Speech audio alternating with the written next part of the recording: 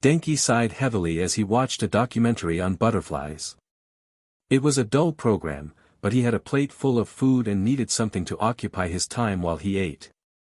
It was a pleasant Sunday afternoon, and while most of his classmates were off training, Denki felt it was acceptable to skip training today and make up for it tomorrow.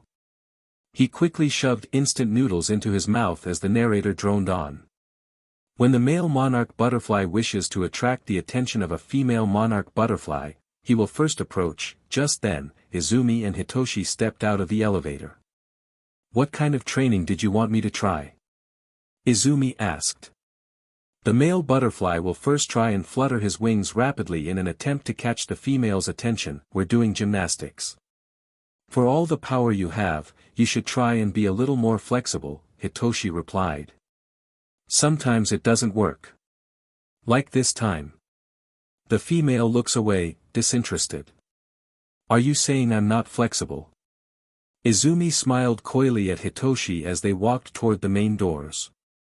"I mean, you've got muscles, sure, but as Mr. Aizawa says, it's what you do with those muscles that count." When Hitoshi went quiet, Denki turned to see what was happening.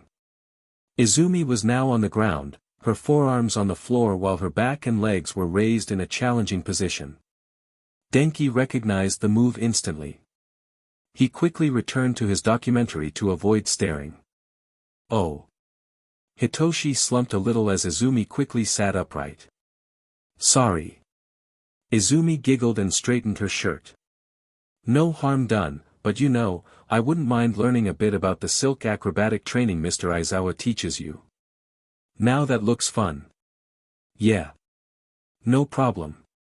We'll start small." "Of course." And then, the male will pull out one final move to attract the female to him, a courtship dance. For every butterfly, the dance is different and relevant to the species. "You know, if you want, kitten, I can even show you some trapeze that I know." The two of them walked past Denki without acknowledging him. "Trapeze, huh?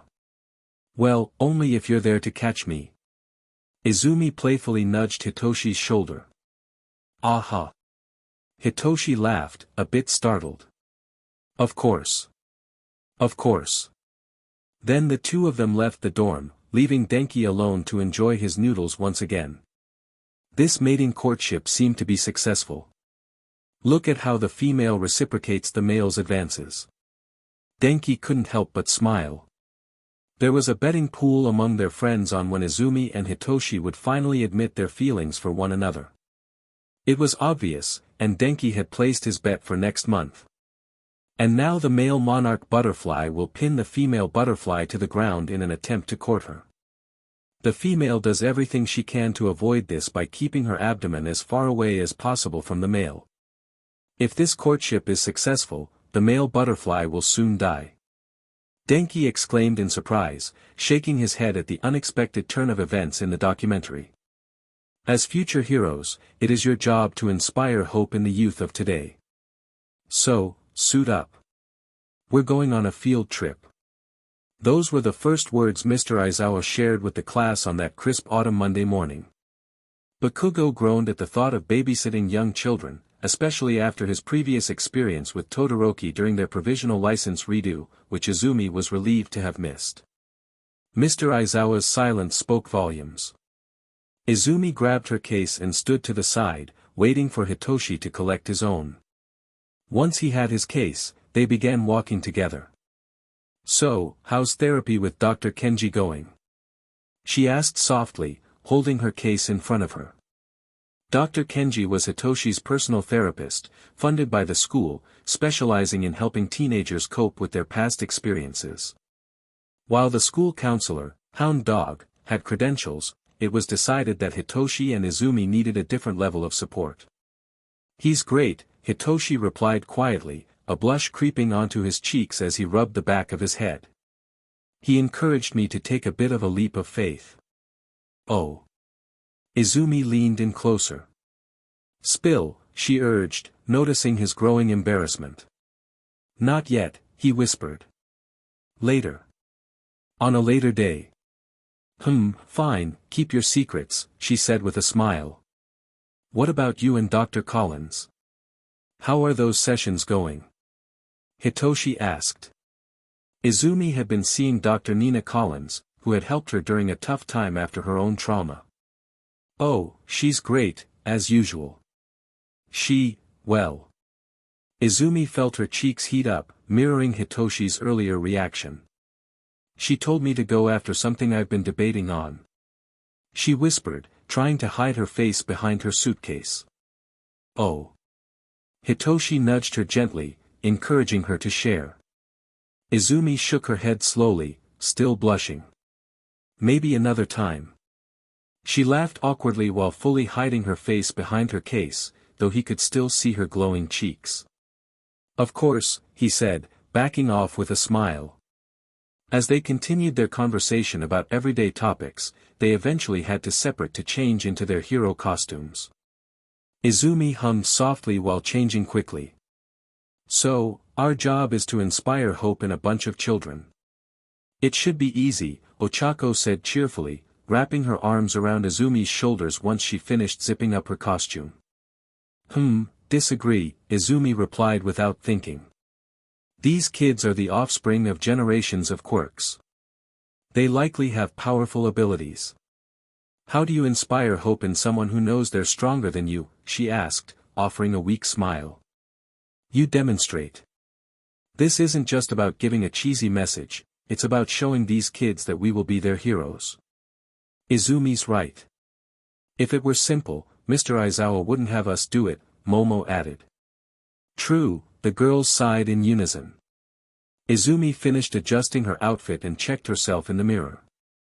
Just making sure everything was in place. Look at you. Mina cooed, pinching Izumi's cheek gently. You're looking great these last few months. You're glowing again, and there's that smile. Izumi couldn't help but smile back. Have I been smiling more? She asked, rubbing the back of her head. Yes. Yep. Aha. Jiro approached next. If I had to guess, I'd say it's a certain lavender-haired boy, she teased. Izumi blushed. Ha. Toshi. Oh, look at the time, but the girls weren't going to let her escape that easily. Jiro and Mina grabbed her shoulders, preventing her from leaving. Come on, Zu. Spill. When are you confessing? Mina demanded. The wait is killing us. We can't stand the flirting anymore. You do realize that if she confesses and he says, yes, the flirting will only get more intense, right? Ochako grinned, wrapping an arm around Izumi's shoulder. Ochako was the first in their class to learn about Izumi's crush on Hitoshi. The other girls weren't surprised, they had known even before Izumi realized it herself. When asked, Momo simply said, sweetheart, it was obvious. Izumi had never had a crush before, and this was different from her childhood infatuation with All Might. Hitoshi was real and right there, which terrified her. Regardless, just tell him. Izumi, he likes you too. I see it all over his face. Every time you walk into a room, his face lights up. It's actually quite cute, Mina said, blushing as she cradled her face in her hands. Izumi's cheeks flushed even more. Hagakure sighed dreamily. I know what you mean. I wish someone would hold me and call me kitten every day. Izumi felt her face heat up even more. Thankfully, an announcement came over the intercom, giving the girls 5 more minutes to finish getting dressed before boarding the bus. Since Izumi was already ready, she rushed out of the changing room. She hurried toward the bus, where a few classmates were already getting on. Quietly, she boarded and immediately spotted Hitoshi sitting alone, his voice changer hanging around his neck. When their eyes met, he smiled brightly, just as Mina had said. Izumi couldn't help but smile back. Izumi walked towards her seat, relieved to find an empty spot. Suddenly, Bakugo appeared, grabbing her around the waist and pulling her into his seat. You're sitting with me, nerd, he grumbled. If I have to sit through an entire bus ride watching you and mindfuck making kissy faces, I'm going to hurl. He rolled his candy-red eyes. Oh, okay. Izumi felt a bit disappointed but understood Bakugo's perspective. Even though the girls seemed fine with their friendly interactions, she didn't want to be a burden. She could manage a bus ride next to Bakugo. Hitoshi, however, had a different idea. He took the opportunity to sit directly behind them while the bus was still semi-empty. "Hey, kitten," he said, leaning in and blocking Bakugo's view. "Why hello?" Izumi giggled, her heart fluttering. Bakugo's eyes widened with anger. "Know when you're not wanted," he roared. Hitoshi waved him off. "I'm pretty sure I'm wanted." "Wouldn't you think so?" he asked Izumi, who continued to giggle behind her hands. "Air." Bakugo growled as more people boarded the bus. "Sup." Denki sat next to Hitoshi, solidifying his place behind Bakugo and Izumi. "Hey," Hitoshi greeted, settling back into conversation with Denki about the latest horror game. Denki seemed excited, especially since it was multiplayer and he wanted a friend to join. "I know about that game," Izumi said, turning around in her seat. "I could play with you if you want. It's supposed to be about strategy and lots of fun." Denki flashed a flirtatious grin. "Yeah, that sounds fun. I can hold you if you get scared." Izumi raised an eyebrow. "I think you got the roles reversed there, buddy. I remember the time we watched a horror movie together in your dorm. You clung to me for dear life." "When was this?" both Hitoshi and Bakugo demanded. Hitoshi could easily picture it, the dark room illuminated only by the TV, Denki practically hugging Izumi. "Is this jealousy?" Hitoshi thought, but quickly dismissed it. "No. I can't be jealous of something I don't have." "Calm down," Izumi laughed. "It was last week." Bakugo looked like he was about to explode at Denki but was interrupted as the last of the class boarded the bus. Mr. Aizawa entered, took his seat at the front, and quickly called roll. Once finished, the bus began to move. Hitoshi glanced at Denki before looking out the window, deciding to set aside his thoughts for now. He leaned against the glass, watching the autumn trees pass by. How time flies, he mused, memories of a traumatic experience with his aunt flashing in his mind. It had only been a few months since he learned that she had erased his mother's memories. He had thought his mother hated him for his quirk, but that wasn't true. She loved him dearly, even naming her second son after him, despite not remembering him. He had chosen to let her go when they finally met, and that decision still haunted him. Suddenly, he felt someone touching his hair.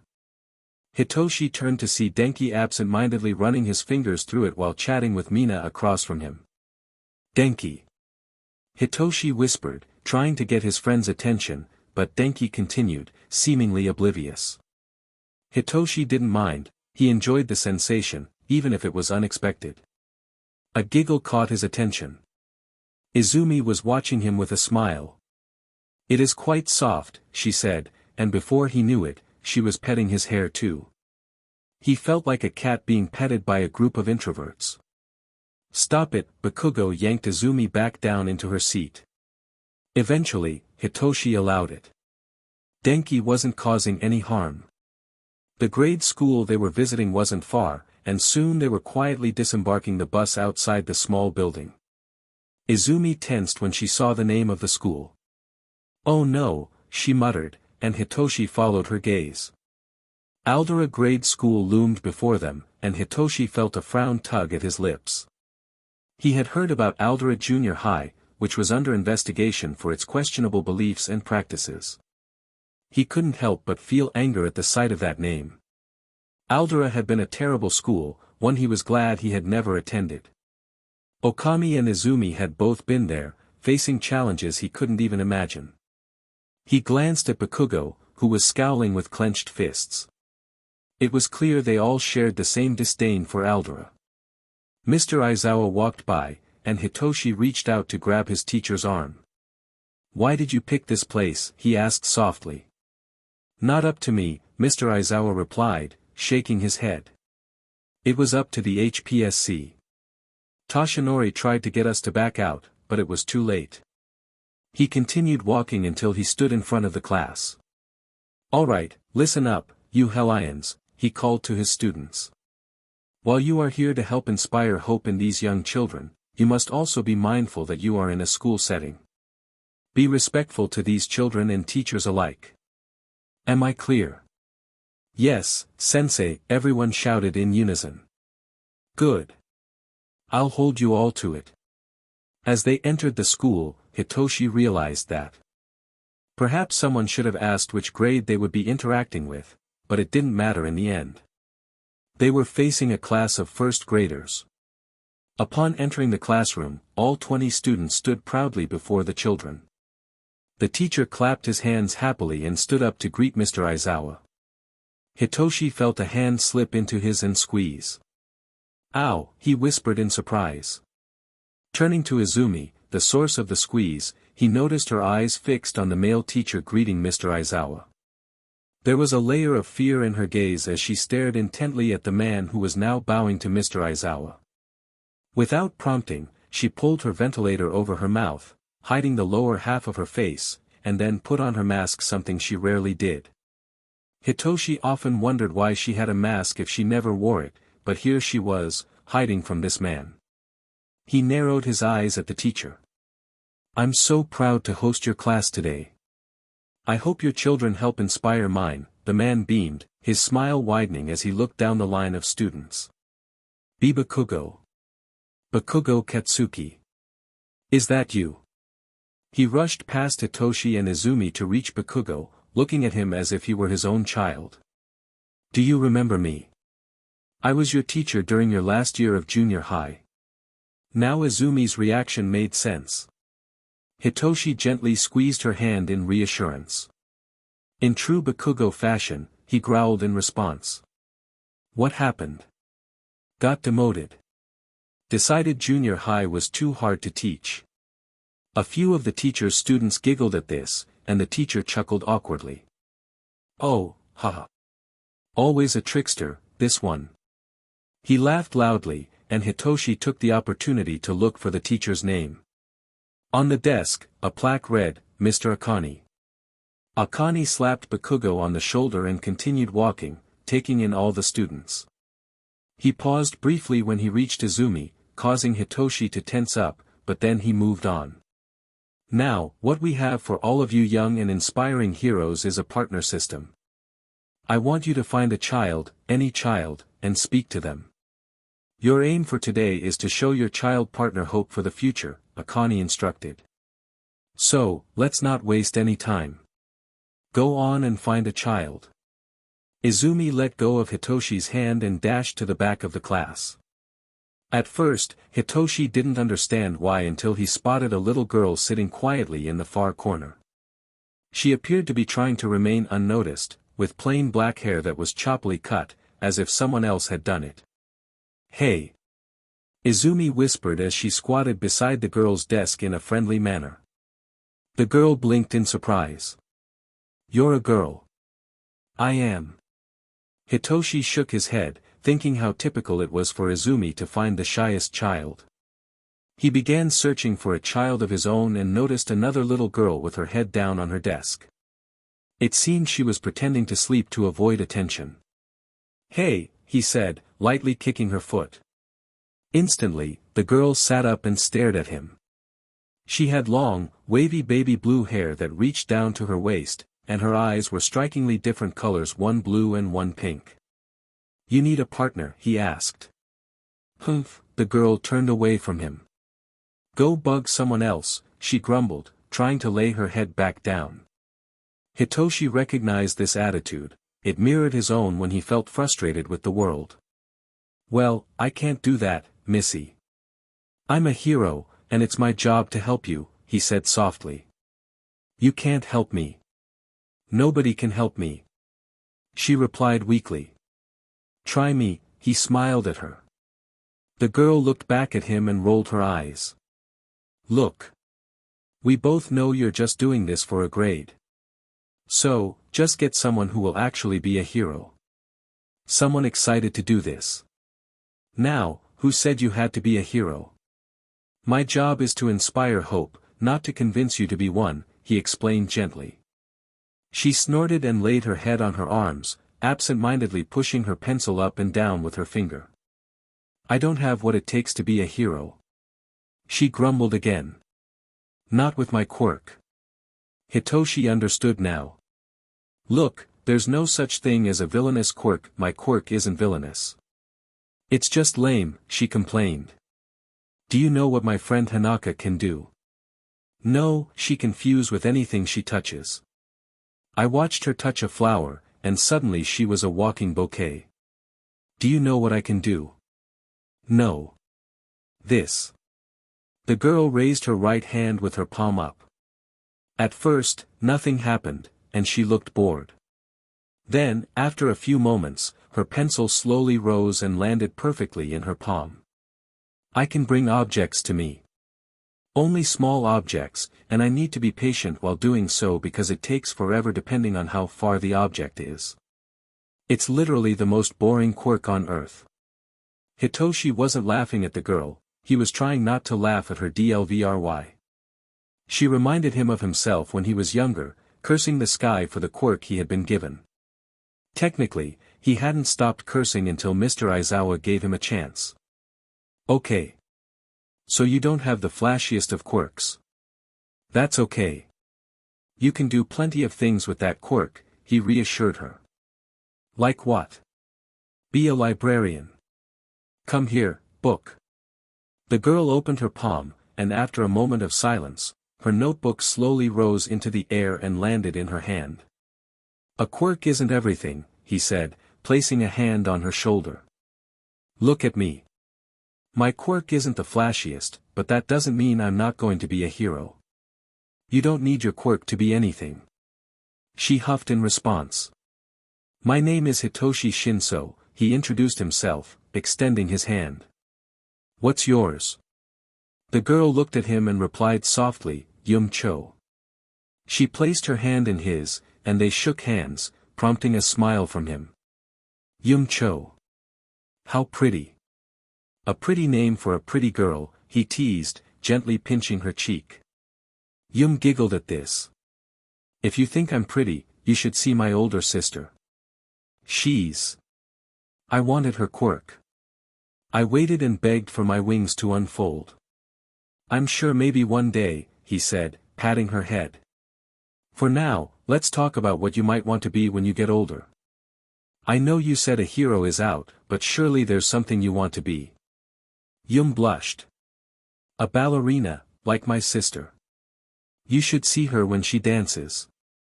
The 2A students were unaware that their day would extend into lunch at UA. Naturally, Izumi's classmates would be curious about her absence when she ventured to the back of the courtyard with her partner, Teo Yuri. Izumi recognized Teo immediately. The little girl was trying to blend into the background of the classroom.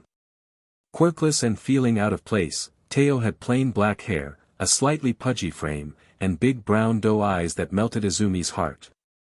Once outside the classroom, Izumi lowered her ventilator and hood, allowing Teo to see her full face. Teo clung to Izumi, whispering that Mr. Akane was mean to her. Izumi understood the feeling all too well. She had experienced similar treatment in her own school days.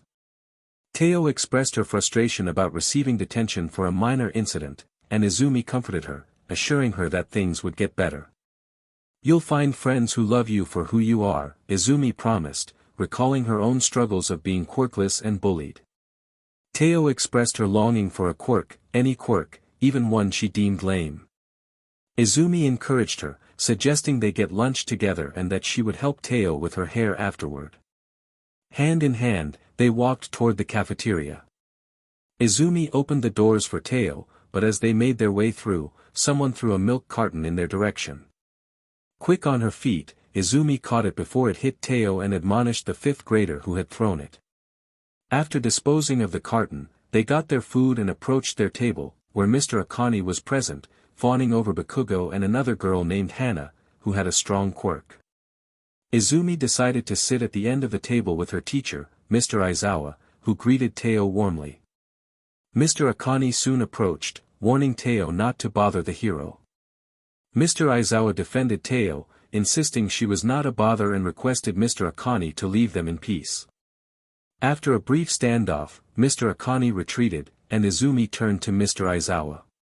He noticed Teo struggling with her food and quickly helped her, deboning her chicken with ease.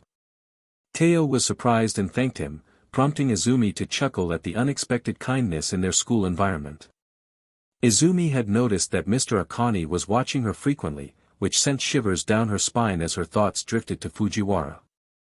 She felt uneasy, recalling how Fujiwara had liked to watch her in a way that made her uncomfortable.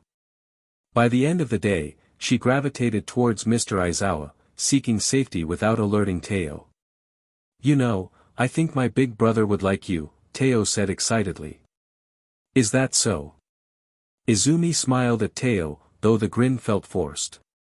She couldn't shake the feeling of being watched and cast a glance at Mr. Akane. Teo hugged Izumi, and Izumi responded affectionately, picking her up and tossing her gently in the air, eliciting happy laughter from the girl. "Izumi," Mr. Aizawa spoke softly, causing her to stop immediately. "Don't do that." "Sorry, Mr. Aizawa," she apologized, placing Teo back on the ground. "Apologies." She bowed to Teo, who smiled back. "It was fun." "Don't worry about it," Teo reassured her. Just then, the classroom door opened as the final bell rang, and a boy entered. He was slightly taller than Izumi, with silver hair and bright golden eyes that reminded her of honey. His build was stocky, and they locked eyes, both freezing in place. "Izumi Midoriya. Is that you?" he asked, sounding surprised as he approached her. "Tauka. It's been a while," she replied, turning away. Tauka Berry was one of Izumi's former bullies from junior high, and she recalled the harm he had caused her. "Tauka. The one who threw you into lockers?" Hitoshi interjected, stepping forward protectively. "Oh geez. Look, I mean no harm. I realize what I did wasn't cool," Tauka said awkwardly, raising his hands in a placating gesture. "I was just a dumb middle schooler." "Hitoshi, it's fine," Izumi said with a reassuring smile. "It was in the past."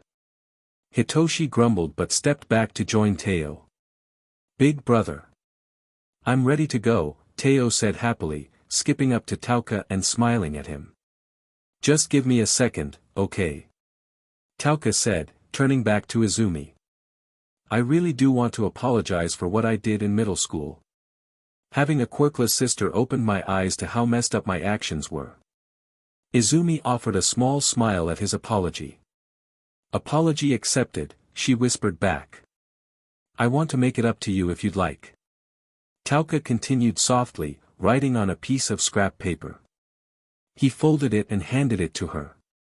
"That's my number. Maybe we could go on a date sometime," he suggested with a playful smile. Izumi was taken aback, as were her classmates, who were equally surprised. "Just what do you think you're playing at?" Bakugo shouted, grabbing Tauka by the collar. "Take your sister and go."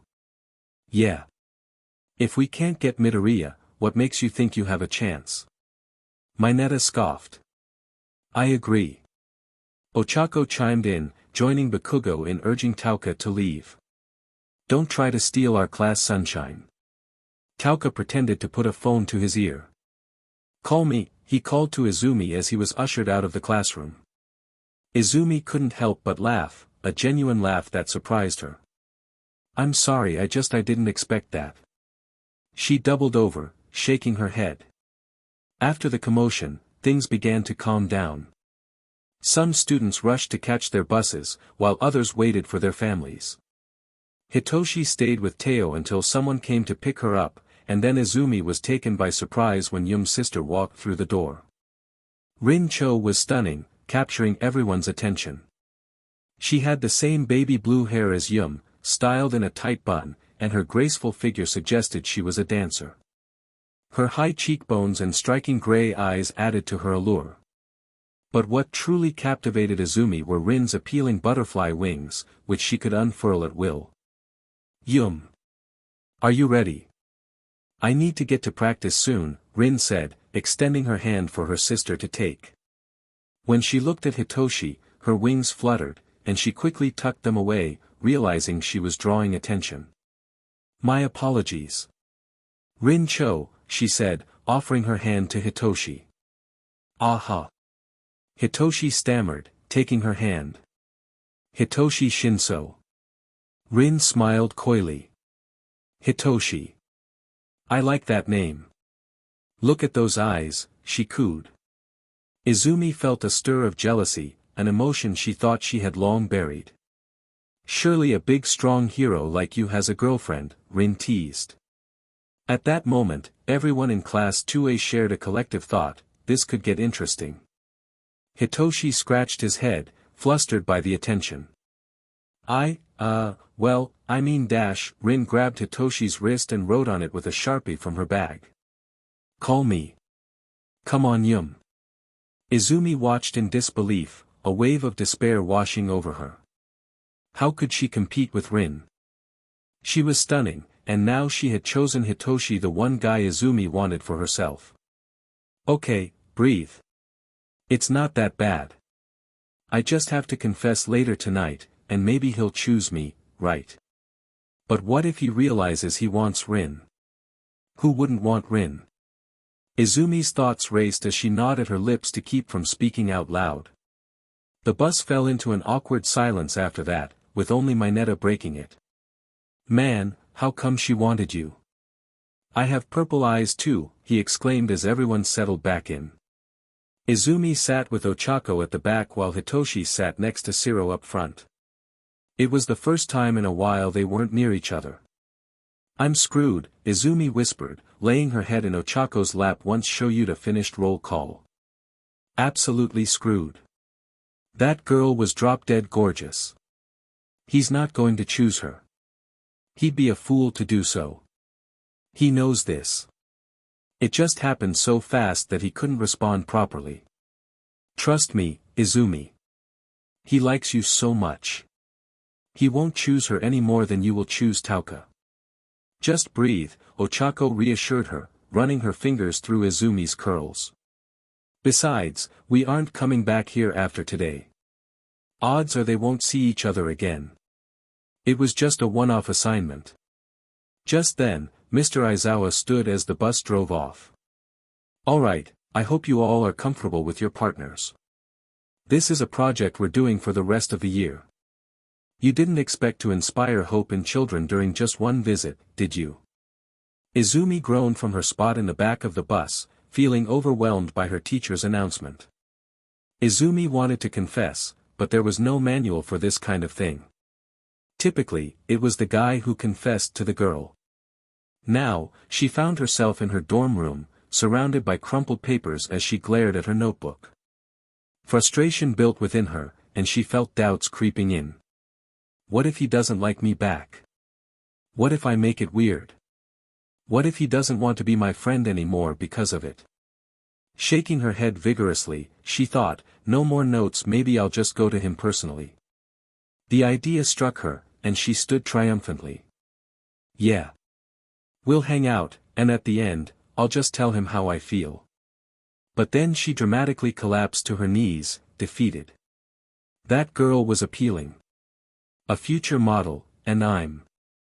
Izumi quickly changed into her comfortable clothes and stood in front of her full-length mirror, assessing herself in the best light. She was muscular, well aware of her strength, but her scars told stories of battles fought.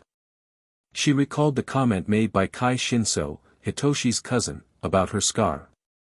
Is it true? Am I damaged, she wondered, tracing the scar with her fingers. It felt ugly to her, but there was nothing she could do about it. She shifted her focus to her muscular thighs, proud of her strength but feeling a twinge of insecurity. She looked at her reflection, noting her figure. She wasn't as curvy as some of the other girls, and that made her anxious. What if Hitoshi preferred someone who looked more like Rin? Izumi groaned, feeling frustrated with herself. I'm being stupid. She collapsed to her knees again, determined to face her feelings. You are, a voice echoed in her mind. I just need to talk to Hitoshi face to face and tell him how I really feel. Yes, you should. You're a appealing girl, the voice encouraged. Right. I'm a appealing girl. Wait a minute, Nana. Ding ding. Right on the money. Nana Shimura appeared beside Izumi, floating down to sit next to her. She crossed her legs and gently ran her hand through Izumi's curls, offering comfort and support. It was a frigid touch that made Izumi shiver as if ice water had been poured over her. She admitted to her friends that she didn't expect boy troubles to arise so soon, finding it rather cute. Blushing, she expressed her discomfort with the idea of being watched. So, a boy has caught your eye. If I had to guess, it's Hitoshi, isn't it? Izumi nodded, her blush deepening. He's the first boy I've allowed myself to trust after everything that happened to me. He's done so much for me, but I'm scared that I'm not good enough. I know I should focus on being a hero, and that love can wait, but if I want to get into a relationship, I want him to be my first because I trust him. Nana wrapped Izumi in a gentle hug. It's scary, I know. The best thing you can do is confess to him and stop worrying about your looks. You're a appealing young girl, and I'm sure Hitoshi likes you for who you are, not just your appearance. Attraction is a funny thing. After all, you like him for all of him, right? Izumi nodded enthusiastically. I really do. He's amazing. I can't even think of one thing I don't like about him. Her excitement turned to worry as she recalled a girl who had flirted with Hitoshi during a school project. She's so pretty. I don't stand a chance. Nana laughed softly. Oh, Izumi. I'm sure, to Hitoshi, there's no comparison. You can't know that. Izumi pouted. But I do. If you just come clean to Hitoshi, he'll likely feel the same way. You'll never know if you don't ask. Izumi took a deep breath, her determination growing. You're right. I laugh in the face of villains all the time. This should be easy. She jumped up, ready to confess. Yeah. But might I suggest, no turning back. Izumi rushed for her door. Wait. Clothes. Nana called out just as Izumi was about to leave her dorm room. Izumi spun around, quickly dressing in jeans and a t-shirt that read socks. Once ready, she marched down the hallway, focused solely on Hitoshi's door. Just as she was about to knock, Hitoshi appeared, jogging toward her. Inside, he ordered hurriedly. Don't question, he insisted, pushing her toward his door. Puzzled but compliant, Izumi opened the door and stepped inside. Hitoshi quickly followed, shutting the door behind him. He stood with his back to her, and Izumi noticed he seemed tense. Hitoshi, did something happen? I did something. He whispered.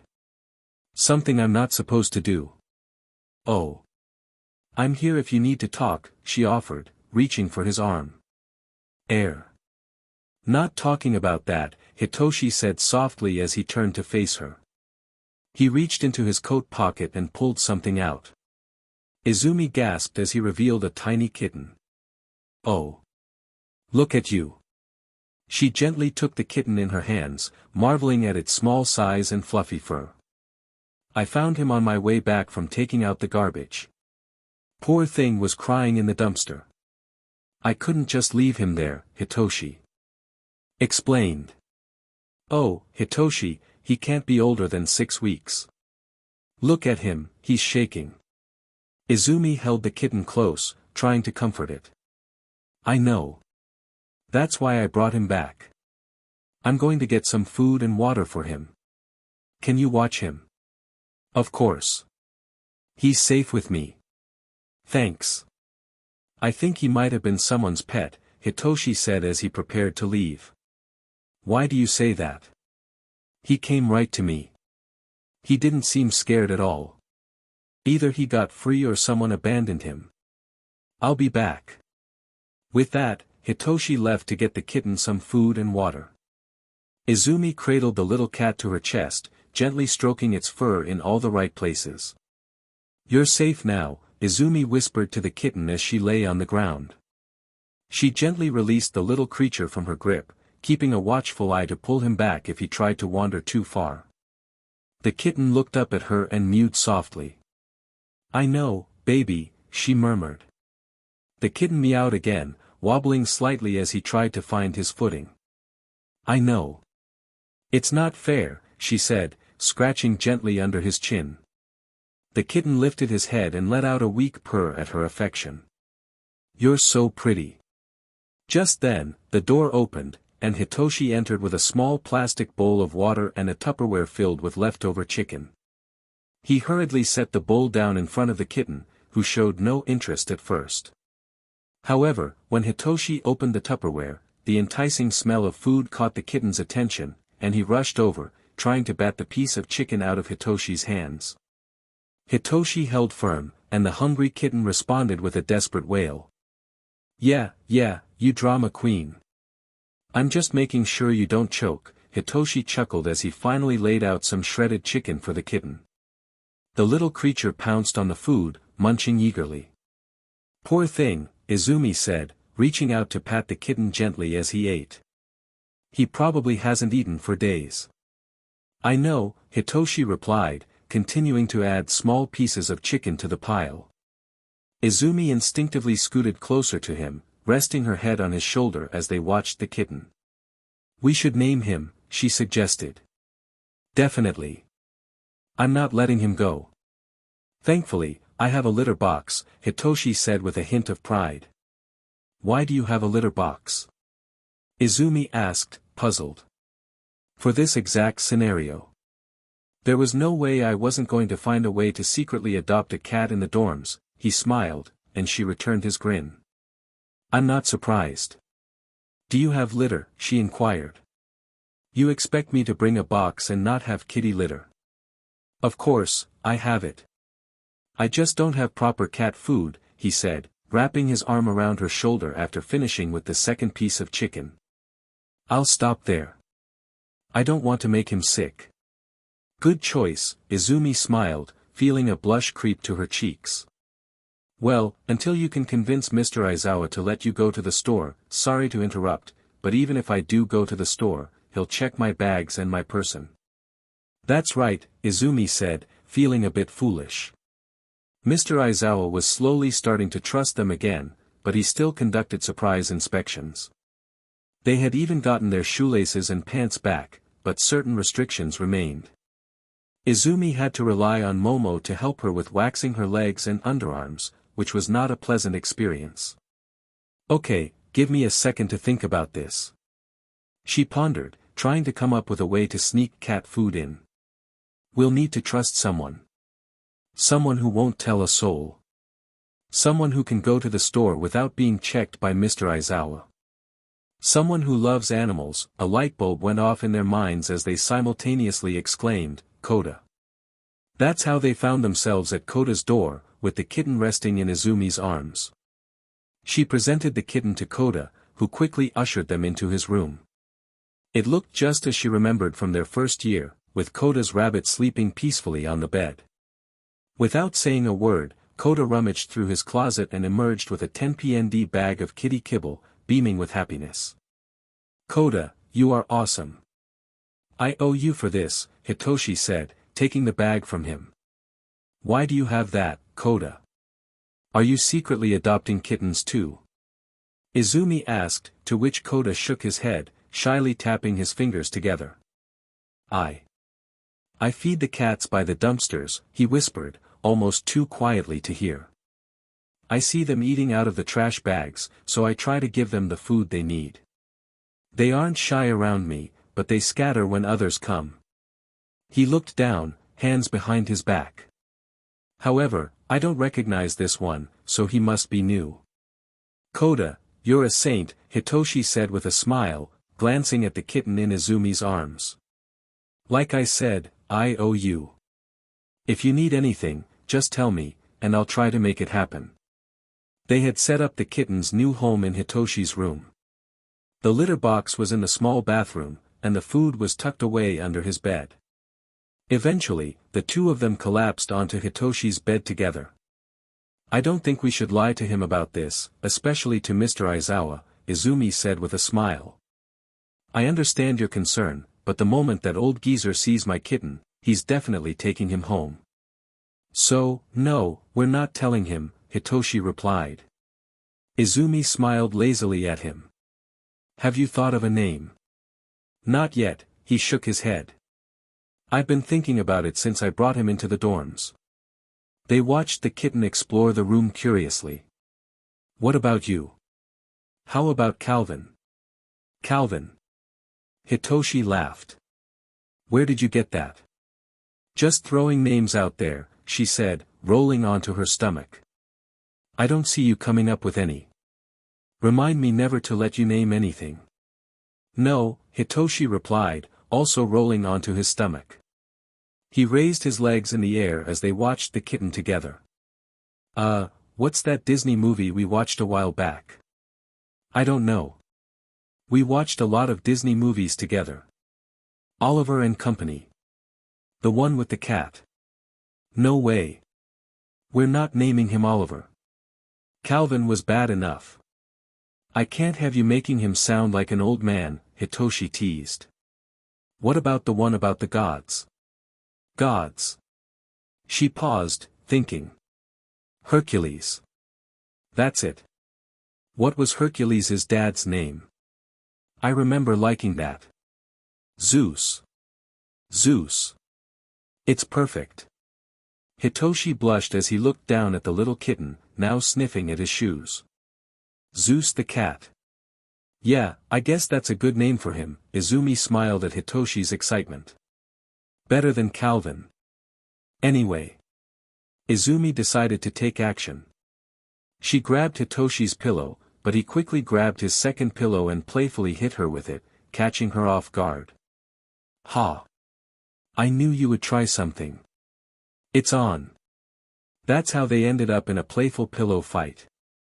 Two aspiring heroes, nearly 17, were lost in laughter as they swung their pillows at each other. In the midst of their fun, Izumi felt her balance slip. She reached for something to stop her fall, and Hitoshi leaped across the bed to catch her. He managed to grab her wrist, but it was too late. They both tumbled to the ground with a loud thump, startling their new kitten, who ran under the bed for cover. Whoops!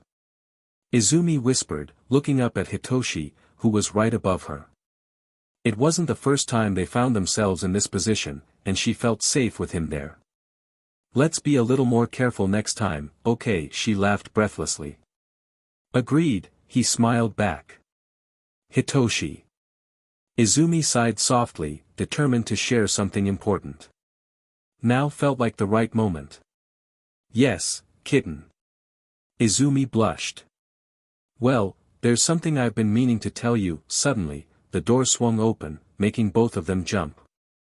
Toshinori, who had a knack for barging in, paused when he saw their position. Hitoshi was on top of her, and it certainly didn't look good. Yes, did you need something, All Might? Izumi asked, trying to sound normal while still catching her breath. Toshinori's reaction was immediate, and he stumbled back in surprise. Izumi sighed, realizing the awkwardness of the situation. You better hold off on what you were going to say, kitten, Hitoshi said. Yeah, I'll tell you later, Izumi replied, feeling a bit frustrated as she wriggled out from under Hitoshi to approach Toshinori. She quickly pulled out a pack of tissues to help him. As they walked out of Hitoshi's room, Hitoshi and Toshinori exchanged glances. Hitoshi was relieved that Toshinori no longer had a quirk, because if he did, the intensity of that glare suggested he might have charged at him. Hitoshi was not surprised when Toshinori asked to meet him the next morning before class. As he sat across from the retired #1 hero, he wished he had prepared himself better for this moment. Hitoshi clasped his hands together on Toshinori's desk, trying to keep his nerves under control. Good morning, All Might. Is there a reason you needed me here today? He asked politely. Yes. I'm going to be straightforward with you, young Shinso. You're a smart boy, and I think you know exactly why I called you here today. It wasn't a question, but a statement that made Hitoshi sigh. What you saw yesterday wasn't what you think. We were just being playful, and she fell. I tried to catch her, honest. We just wound up falling, he explained. Izumi told me all of this, Toshinori replied, his icy blue eyes fixed on Hitoshi's indigo-purple ones. While Izumi is part of what I want to discuss, it's not about what I walked in on. It's come to my attention that you may have feelings for young Midoriya. Hitoshi felt his cheeks flush. He reached into his pocket and gently touched the letter he had hidden away, a letter meant for Izumi to express his feelings. Yeah. I do. She's amazing. He admitted, his heart racing. I understand you're young, Toshinori said, shaking his head, not matching Hitoshi's love-struck energy. But allow me to guide you, it's inappropriate. Hitoshi's excitement faded instantly. Inappropriate, he whispered in surprise. Yes. You see, young Shinso, Izumi trusts you. You were the one who helped her regain trust in others. You supported her during a difficult time, and while I may not agree with her choices, I recognize they were her best options. However, you need to understand that your feelings for her could be seen as manipulative. You have to consider how your feelings might affect her trust and vulnerability. I would never dream of hurting her, Hitoshi replied, swallowing hard. Look, I didn't want to say this, but don't you see how deeply her past experiences have affected her? Toshinori continued. Of course. It would affect anyone, Hitoshi said. Yes, and can't you see how her past might lead her to seek approval from those she trusts? If you were to pursue a relationship, it could complicate her healing process. She needs a friend right now, not a boyfriend. Hitoshi paused, letting out a soft breath. I never wanted to take advantage of her feelings. I know. You're young, and there are other opportunities out there. Just, not with Izumi. I hope you understand. I do. I understand, he whispered, trying to control his emotions. Thank you for telling me. Of course, my boy. Toshinori stood, placing a hand on Hitoshi's back as he guided him out of his office. I know you didn't mean any harm. You're still learning about these things. As Hitoshi left, he felt a mix of sadness and frustration. He realized that Izumi needed support and stability. He pulled out the letter he had prepared for her, feeling foolish for not recognizing the situation sooner. He had spent all night crafting the perfect message, expressing how much she meant to him and how she had brightened his life. Exasperation washed over him as he blinked back tears. I should have known it was too good to be true, he muttered, tossing the letter into a trash can with a force that made it bounce back slightly. At least I can still be her friend. That's what matters, he told himself, wiping his eyes as he walked down the hallway alone. He glanced at his wrist, where the faded ink of a phone number remained. Perhaps it was a sign that he was meant to explore other connections, if not with Izumi. Izumi was filled with excitement as she bounced on her toes, breathless with anticipation. She had let herself get distracted over the past few days, but today was different. Today was the day she would finally tell Hitoshi how she felt about him. Despite Hitoshi being distant lately, she felt a surge of determination. I got this. I'm going to tell him, she declared confidently. In her mind, she could hear Yoichi cheering her on, a comforting presence that had been with her through thick and thin. With a bold exclamation, she left her dorm room and headed straight for Hitoshi's. After straightening her skirt, she knocked on his door, but there was no response. Hitoshi, she called out, knocking again. Just then, Kirishima appeared in the hallway. Hey, Zu, he greeted her. Hello, Kiri. Is Hitoshi not in his dorm? She asked, her smile brightening as she turned to him. Kirishima scratched his head, looking uncertain. I think he's downstairs. I heard him mention something about bringing someone into the dorms. Izumi's heart sank a little. Who did he bring? Dunno. He didn't say, Kirishima replied, wrapping an arm around her shoulders. I'm sure it's probably nobody special. As they made their way to the kitchen, Izumi's mind raced. The kitchen was bustling with classmates preparing for dinner. Kaminari called out to her, offering a cup of instant noodles, but she declined, opting for grilled chicken instead. Scanning the room for Hitoshi, she felt a sense of unease. Just then, Bakugo entered, and everyone instinctively moved aside. Ochako approached Izumi, resting her chin on her head. Could you make me a piece of grilled chicken? She asked sweetly. Of course. I was thinking of making steamed broccoli with it too, Izumi replied, patting Ochako's hair. Ochako feigned shock. Cannibalism in the dorms. Broccoli shouldn't eat broccoli, she exclaimed dramatically, causing Izumi to giggle.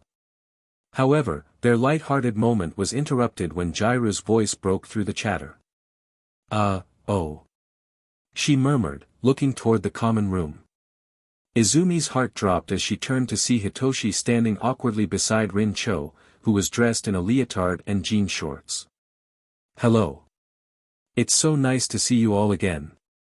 Rin greeted the group warmly. The kitchen fell silent, all eyes on Hitoshi. Everyone, you remember Rin Cho, my grade school partner's sister. Well, we're dating now, he said, unable to meet anyone's gaze. Izumi felt a wave of heartbreak wash over her. I knew it. I wasn't pretty enough for him.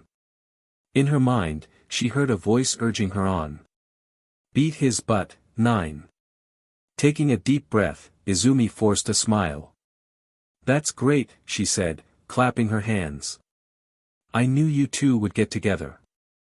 Hi. I'm Izumi Midoriya. She greeted Rin warmly, bowing slightly. The atmosphere in the room was tense, with disapproving glances directed at Hitoshi. Dude. Kaminari shook his head, clearly disappointed. What was he thinking? Hagakure whispered, her voice low. That's rather cold to bring her here with no warning, Aoyama added, shaking his head. Izumi felt the weight of the situation and decided to make her exit. Anyways, sorry, I can't stay and chat. I've got to go and study.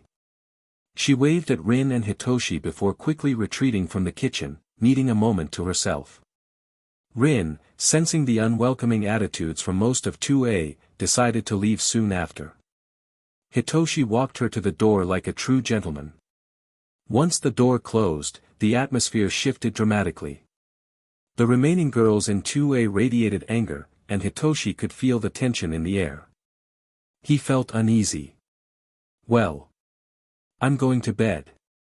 Good night, he said, attempting to escape, but he wasn't quick enough. Ochako's voice stopped him in his tracks. Are you proud of yourself? She snapped, catching him off guard. He turned to face her. What? He replied, confused. Are you happy with your decision? Well. I made it, didn't I? He responded, his tone almost icy. Ochako slammed a rag down on the countertop, her expression fierce. Then I hope she was worth it, Shinso. I really hope she's worth it. The use of his last name stung. Can someone help me make some grilled chicken and steamed broccoli, please? Ochako asked, trying to shift the focus. Mina made a face at Hitoshi, pulling down one of her eyes and sticking her tongue out before turning away. I'll help, she said. Momo sighed, shaking her head. I'm just surprised, Hitoshi. Truly. I hope you'll come to your senses before it's too late. Izumi panted heavily once she was in the elevator, and as the doors closed, she slowly sank to her knees. A soft sob escaped her mouth, and she covered her mouth to stifle any screams. She chastised herself, thinking about how she had missed her chance to express her feelings. If only she had told him yesterday that she liked him. A choking noise escaped her as she shut her eyes and allowed herself to cry. She reminded herself that he would never see her as anything more than a friend, and it was selfish to feel this way. He didn't owe her anything beyond friendship, especially considering his past struggles. She needed to be happy for him. As she hugged one of her All Might plushes tightly, she cried deep sobs of frustration and jealousy. She resolved to be the best friend to Hitoshi, to keep moving forward as she always had. For now, though, she needed to let it all out. Nana sat next to her, offering comfort. Izumi thought about someone who had shown interest in her. After rifling through her backpack, she found what she was looking for. It was true, he had shown interest in her, despite their past. Maybe if someone else was interested, she could trust him. Perhaps she was just in love with the idea of someone like Hitoshi.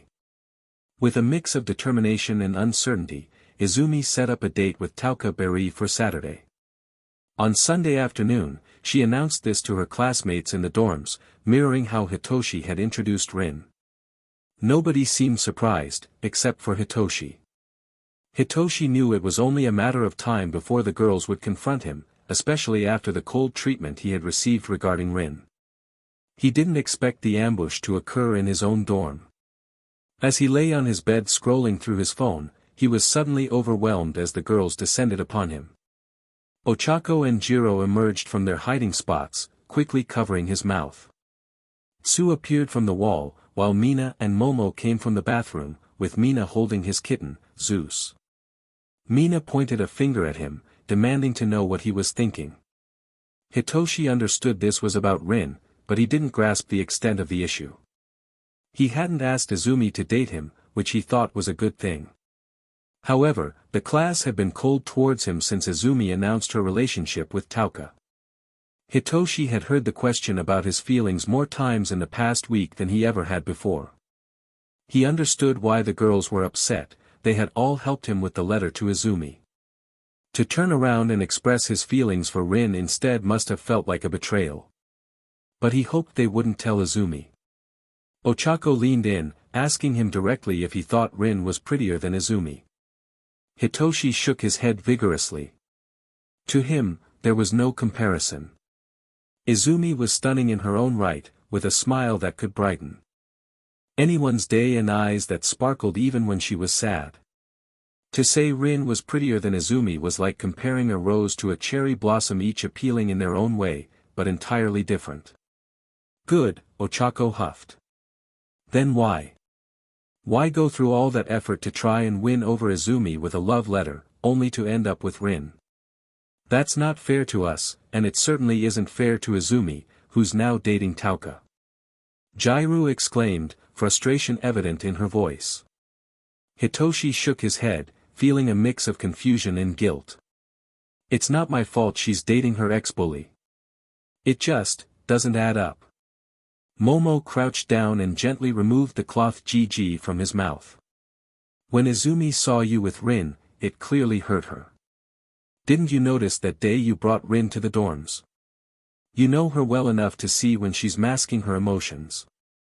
You must have heard the hurt in her voice. Hitoshi reflected on her words. Was it really hurt he heard? Her voice had sounded different, but he had interpreted it as acceptance. Had it been a mix of both emotions that he just didn't recognize? He looked down, feeling the weight of his own indecision. I did it because I'm not ready to pursue Izumi. I got cold feet, okay.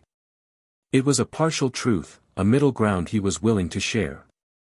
Momo snorted, her eyes sharp. Well, your cold feet aren't helping anyone. If Izumi starts having real issues because of this, I'm blaming you. You caused this. She poked his nose, emphasizing her point before standing up. She needs stability. She needs a friend. That's rich, Hagakure chimed in, her tone teasing. You were about to pour your heart out to her, and now you're saying she doesn't need a boyfriend. Momo narrowed her eyes at Hitoshi. Who have you been talking to? This doesn't sound like you. Nobody. Can you please get off me? Hitoshi replied, and the girls carefully released him. As they left his room, some shot him disapproving looks. Only Ochako remained, and her presence made him uneasy. When she was upset, it was intimidating. I just want to say that you're a fool if you think Izumi didn't like you the way you like her. When you brought Rin into the dorms without warning, Izumi practically cried herself to sleep that night. The only reason she's with Tauka is that she's vulnerable. If Tauka turns out to be taking advantage of her, it's because you made her feel unworthy. You should have at least warned her about dating Rin. A warning might have stopped her from seeking comfort elsewhere. Hitoshi felt a surge of frustration. I don't understand why she's with Tauka. Anyone in 2A would love to be with her. I'm sure anyone from 2B would too. Ochako shook her head. I'm not explaining this anymore. You need to figure this out on your own. If you want to be with Rin, fine. Just know your actions have consequences you might not foresee. With that, she turned and left, shutting the door behind her. Hitoshi sighed, feeling the weight of the situation. This shouldn't all fall on me. Izumi made choices too. She didn't have to run to Tauka. Just saying his name made Hitoshi grimace. He couldn't deny feeling a twinge of jealousy. Just days ago, imagining Denki and Izumi together had stirred something in him. But Tauka, the thought made him angry. He was a bully who had hurt Izumi in the past. She deserved better. Hitoshi flopped onto his back, letting out a dramatic sigh. Zeus, his kitten, jumped up and mewed at him.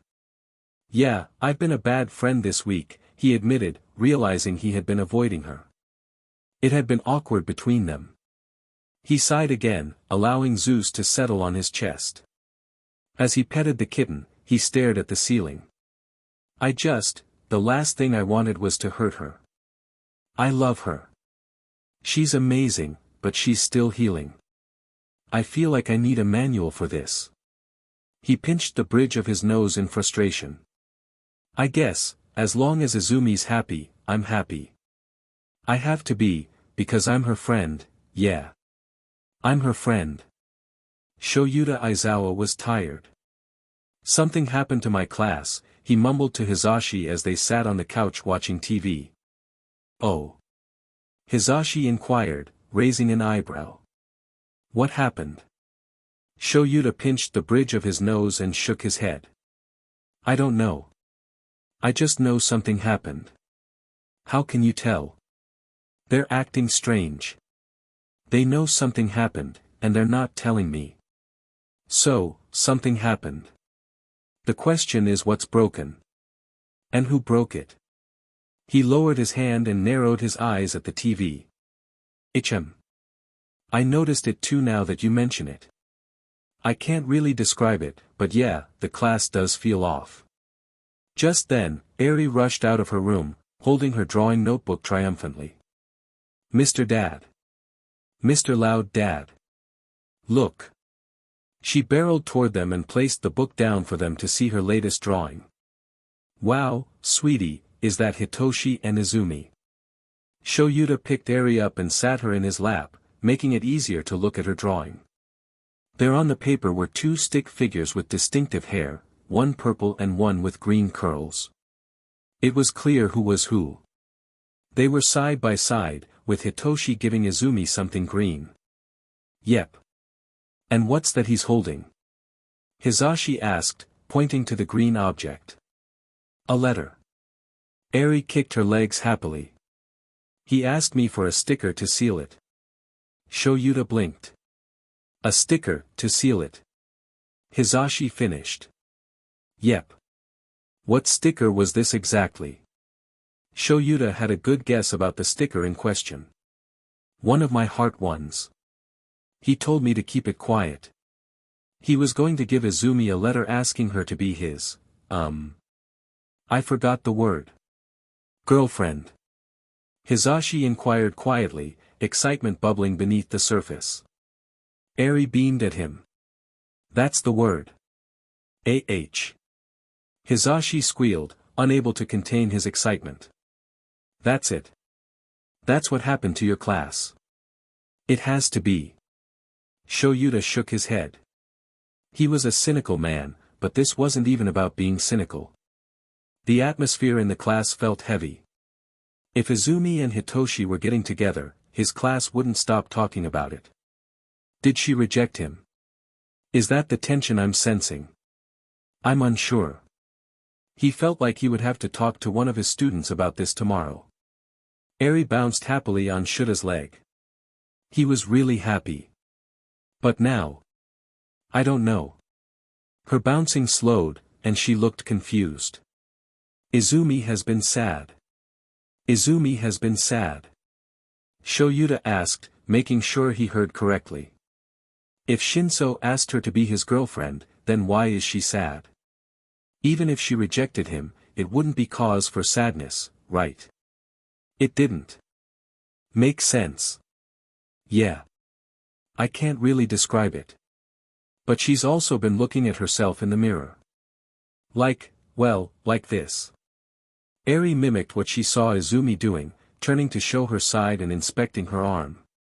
Shoyuta frowned. What did Shinso write in that note? That sounds concerning. I don't know, but I need to address this before Izumi starts feeling worse. I'll be back. He whispered to Hisashi, then gently placed Eri in his husband's lap. Hisashi nodded and ran his fingers through Eri's hair. Hey, Eri bear, how about I braid your hair into a crown? Yeah. That way I can look like my favorite princess. Awesome. Shoyuta shut the door behind him, muffling the sounds of his daughter and husband chatting. He quietly walked down the hallway of the teacher apartments and soon left the building. Outside, he noticed a nip in the air. Brr, he muttered, bundling up his jacket. The cold seeped through his thin clothes. I need to get my winter jumpsuit out soon. Upon entering the dorms, he was immediately surrounded by his students. Thank goodness, I was getting ready to call you. Mr. Aizawa, you need to talk some sense into Izumi and Hitoshi. You need to tell them that what they're doing is inappropriate. Ida exclaimed, chopping his arm up and down. Shoyuta was confused. Did she not reject him? Were they a couple, and her feelings were just typical teenage issues? Alright, calm down. I can't stop them from doing this, but I'll talk to them about boundaries and how just because they're a couple, they can't let their work slip. They're not, Bakugo interrupted calmly from the back of the couch, arms crossed. What? Shoyuta raised an eyebrow. They're not a couple. Well, at least not with each other. What? Shoyuta looked at him, bewildered. They're not dating each other. They're dating other people, Jiro clarified. Whoa, when did this happen? Shuta's confusion deepened. He knew Hitoshi had a crush on Izumi, but now he was dating someone else. And so was Izumi. Last week. It's insane, Mr. Aizawa. 1 minute they're all over each other, then the next thing we know, he's dating someone else. Jiro exclaimed. Who? Rin Cho. She's his partner's sister, Ochako answered from the kitchen. So, he's dating someone from outside of UA. Shoyuta confirmed. Yes. Then who is Izumi dating? Tauka Berry. Her partner's brother. Shoyuta was perplexed. One question kept repeating in his mind. Why? Okay. He took a deep breath, trying to gather his thoughts. So, they didn't go for each other, then what's the big deal here? The big deal is that they still care for each other. They want to be with each other. Clearly, they don't. No. They do. This is why we need you to step in and put a stop to it. Mr. Aizawa, Izumi is only dating Tauka because Hitoshi started dating Rin. Why Hitoshi started dating Rin is anyone's guess, but I can tell you it's not because he wants to. Momo shook her head. They're using both of these people to mask their feelings for each other. It's obvious and inappropriate, especially for heroes in training. So, if you could tell them to break up with their partners, they'll listen, Ochako added with a cheeky smile, which made Shoyuta narrow his eyes. I can't tell them to break up with their partners. The students surrounding him, Bakugo included, slumped at that. I will have a talk with them about this, however. While I can't make them break up, I can see what might be the cause for this masking you guys mentioned. I don't know exactly, but I know Hitoshi talked to someone who might have changed his mind about Izumi. Momo shook her head, looking concerned yet disappointed. Before he dated Rin, he was all for dating Izumi. When the girls and I confronted him about it, he said something strange. Something that just doesn't sound like him at all. And that would be? Shoyuta asked.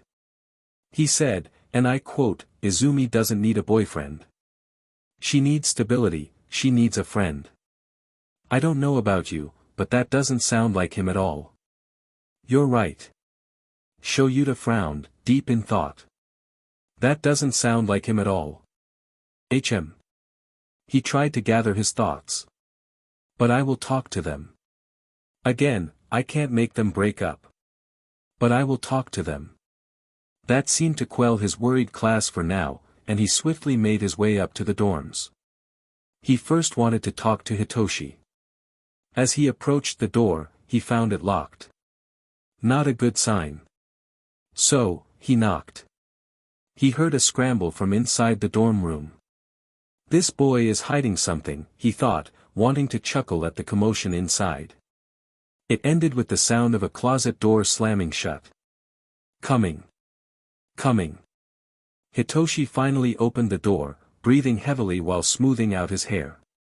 Sorry, I was getting dressed. What's up, he said, not moving to let Shoyuta inside. Shoyuta snorted and shook his head. The others are concerned. You're dating a girl named Rin.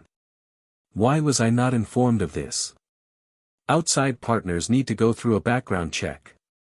It's really not that big of a deal, Hitoshi replied with a frown. Shoyuta could tell he was not being honest. It's really not. She found me attractive, and I found her attractive. We thought we'd give it a try. I see. Correct me if I'm wrong, but I could have sworn you were getting the courage to ask Izumi out. But now. The frown deepened on Hitoshi's face. Look, I trust you a lot. So, I'll tell you the truth. I just couldn't go through with it, okay? Shoyuta narrowed his eyes, sensing something was off. Hitoshi ran his fingers through his hair and sighed. I swear, it's nothing. There is no need for concern. Hitoshi, it's not fair to Rin if you're just using her as a replacement for Izumi. Hitoshi's eyes widened. I would dash. I can't believe you. His face turned red at the accusation, and he scowled bitterly at Shoyuta. I'm not using Rin, especially not like that. It's a mutual attraction. With that, he slammed the door in Shuta's face. Good talk. Shoyuta sighed. He gathered his thoughts as he walked up to Midoriya's dorm room. He knocked on the door, and there was a hasty scuffle from inside. Thankfully, Midoriya's response was quicker than Hitoshi's. Izumi opened the door, wearing a bathrobe. Hello, Mr. Aizawa. Is there something you need? She asked. It's the middle of the day. Why are you only in a bathrobe? Shuta's voice was dull as he asked this. Izumi blushed slightly. I had just come back from training. I was getting changed when you knocked. Is there something?